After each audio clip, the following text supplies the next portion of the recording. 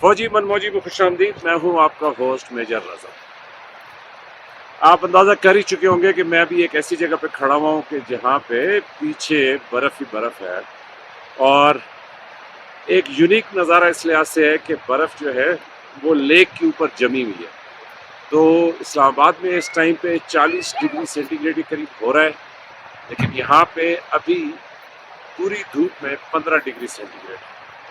تو اینی ویز میں آج آپ کو یہ سنانا چاہتا تھا کہ ہماری یونٹ میں ایک سینئر 2IC ہوا کرتے تھے. مجھے یاد نہیں ہے کہ ان کا تعلق گجر خان یا کدھر سے تھا، لیکن سر کی باتیں بڑی مزدار ہوتی تھیں. اور سر یہ کہا کرتے تھے کہ دنیا میں اگر کوئی رولا ہوا ہے تو وہ ان کی چھٹی روکنے کے لیے ہوا ہے.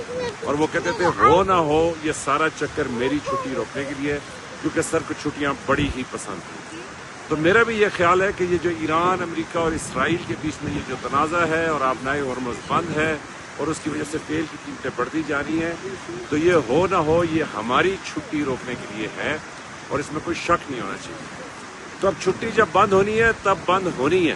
تو اس لیے آپ کا فوجی من موجی بھائی یہ کہتا ہے کہ یار جب چھٹی بند ہوگی تب دیکھیں گے، لیکن جب تک جان میں جان ہے تب تک جتنا زندگی کو آپ انجوائے کر سکتے ہیں کر لیں.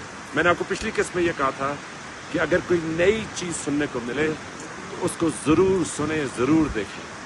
اور اسی طریقے سے آج کی قسط میں آپ کو یہ کہوں گا کہ دیکھو چھٹی جب بند ہونی ہے تو ہو جانی ہے، لیکن اس سے پہلے اگر آپ کوئی اچھے دن گزار سکتے ہیں تو ضرور گزاریں، اور ان خوبصورت موسموں پہ اللہ کا شکر ضرور ادا کریں.